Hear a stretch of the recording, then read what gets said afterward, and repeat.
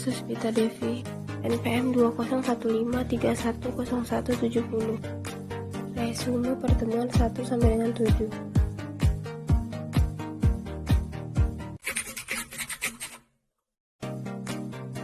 Peluang-peluang wirausaha, kompetensi kewirausahaan, dan konsep umum kewirausahaan. Yang pertama, peluang-peluang wirausaha. Jelas kiranya bahwa salah satu faktor keberhasilan seorang wirausahawan adalah kemampuannya dalam jeli melihat peluang dan memanfaatkannya sebelum dimanfaatkan oleh orang lain. Kemampuan melihat peluang adalah modal dalam memunculkan ide awal untuk berwirausaha. Tidak semua orang mampu melihat peluang apalagi memanfaatkannya. Demikian halnya, kemampuan melihat peluang tidaklah sama antar setiap orang.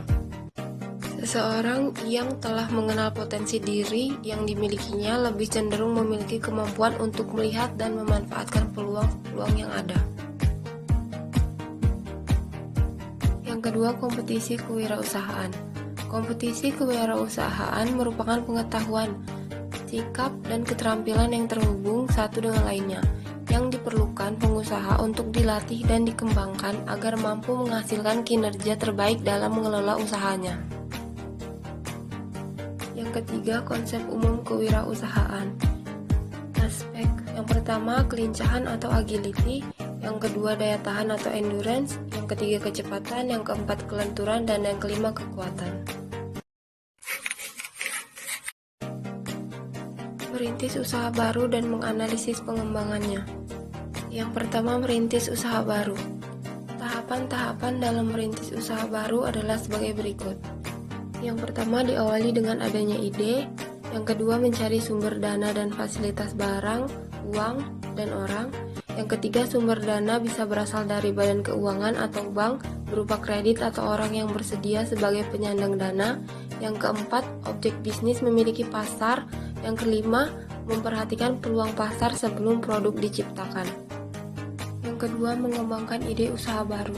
Wirausahawan mendapatkan ide bisnis dari pengalaman ketika mereka bekerja di perusahaan atau tempat-tempat profesional lainnya. Dari pengalaman tersebut, mereka mengetahui cara-cara mengoperasikan perusahaan. Di samping faktor keberuntungan atau luck and hoki, ada faktor lain yang mempengaruhi, misalnya kerja keras, perencanaan yang matang, pengamatan yang jeli, pemikiran kreatif, inovatif, dan sebagainya. Organisasi dan manajemen dalam mencapai tujuan organisasi yang berorientasi laba. Tujuan sendiri dibagi menjadi dua, yaitu tujuan jangka panjang atau long term goals dan tujuan jangka pendek atau short term goal. Tujuan jangka panjang direfleksikan ke dalam bentuk visi perusahaan yang memiliki jangka waktu 10 hingga 20 tahun ke depan. Sedangkan tujuan jangka pendek atau short term goals atau disebut juga sebagai destination statement merupakan turunan dari visi perusahaan, berupa sasaran-sasaran yang harus dicapai dalam kurun waktu yang lebih pendek, biasanya antara 3 hingga 5 tahun. Konsep-konsep dasar sistem pengendalian manajemen dan batas-batas pengendalian manajemen. Yang pertama, konsep dasar sistem pengendalian manajemen. Yang pertama, sistem. Sistem adalah prosedur melaksanakan serangkaian aktivitas yang biasanya dilakukan secara berulang.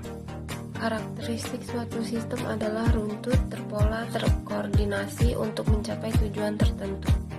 Selanjutnya, pengendalian yang terbagi dalam yang pertama, detektor atau sensor, yang kedua, asesor atau penilai, yang ketiga, efektor atau pelaksana, yang keempat, communication network atau jaringan komunikasi. Selanjutnya, manajemen. Manajemen adalah pimpinan dalam organisasi dan memiliki hierarki tertentu. Hierarki dalam manajemen adalah pembagian manajemen ke dalam beberapa lapisan. Semakin kompleks organisasi, semakin banyak lapisan manajemen dibentuk. Yang kedua, batas-batas pengendalian manajemen. Pengendalian manajemen adalah kegiatan perencanaan dan pengendalian dalam organisasi yang berada di antara dua kegiatan, yaitu perumusan atau formulasi strategi yang dilakukan manajemen atas dan pengendalian tugas yang dilakukan manajemen level bawah atau operasional. Batas-batas pengendalian manajemen meliputi yang pertama formulasi strategi, yang kedua pengendalian manajemen, yang yang ketiga pengendalian tugas, yang keempat perumusan strategi.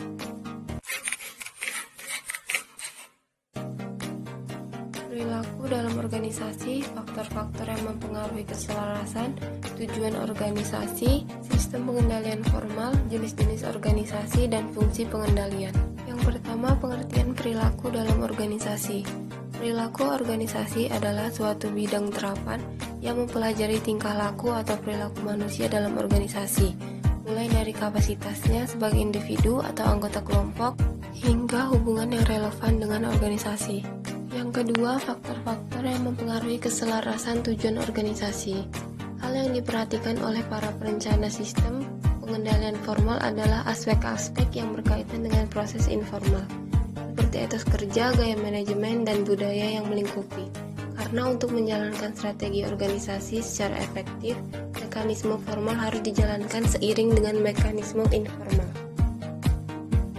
Yang ketiga, sistem pengendalian formal. Pengaruh besar lainnya adalah sistem yang bersifat formal. Sistem ini bisa diklasifikasikan ke dalam dua jenis. Yang pertama, sistem pengendalian manajemen itu sendiri, dan yang kedua, aturan-aturan. Yang keempat adalah jenis-jenis organisasi. Yang pertama, struktur fungsional. Di dalamnya, setiap manajer bertanggung jawab atas fungsi-fungsi yang terspesialisasi seperti produksi atau pemasaran. Yang kedua, struktur unit bisnis. Di dalamnya, para unit manajer bertanggung jawab atas aktivitas-aktivitas dari masing-masing unit. Dan unit bisnis berfungsi sebagai bagian independen dari perusahaan. Yang ketiga, struktur matriks. Di dalamnya, unit-unit fungsional memiliki tanggung jawab ganda. Yang kelima, fungsi-fungsi pengendalian manajemen. Fungsi sistem pengendalian manajemen adalah agar perusahaan bisa mencapai tujuan yang telah ditetapkan. Cara yang dilakukan yaitu dengan membandingkan presentasi kerja agar sesuai rencana semula dan melakukan suatu tindakan yang tepat untuk bisa mengoreksi hal-hal yang menyimpang dari yang sudah ditetapkan. Pusat pertanggungjawaban. Pusat pertanggungjawaban merupakan organisasi yang dipimpin oleh seorang manajer yang bertanggung jawab terhadap aktivitas yang dilakukan. Perusahaan pada dasarnya merupakan sekumpulan pusat-pusat tanggung jawab yang masing-masing diwakili oleh sebuah kotak dalam bahan organisasi. Pusat-pusat tanggung jawab tersebut selanjutnya membentuk suatu hierarki. Pada tingkat terendah adalah pusat untuk seksi-seksi, pergeseran kerja, dan unit organisasi kecil lainnya. Karakteristik utama pusat pertanggungjawaban adalah memfokuskan pada pusat-pusat pertanggungjawaban setiap kegiatan yang dilakukan dengan memberikan laporan aktual mengenai kegiatannya. Dasar yang digunakan untuk menilai pelaksanaan dari masing-masing pusat pertanggungjawaban tersebut adalah melalui anggaran. Anggaran harus jelas menunjukkan pendapatan, biaya, dan investasi yang diawasi oleh pihak yang berwenang. Dengan membandingkan data mengenai anggaran dengan laporan aktual masing-masing pusat pertanggungjawaban. Dengan demikian, perbedaan antara jumlah biaya aktual dengan yang telah dianggarkan merupakan selisih yang akan mencerminkan prestasi manajer. Dalam konsep akuntansi pertanggungjawaban, suatu perusahaan dipandang sebagai suatu kesatuan dari beberapa unit organisasi. Pemisahan ini kemudian menjadi faktor utama untuk mempertanggungjawabkan kondisi keuangan perusahaan kepada seluruh pihak yang berkepentingan.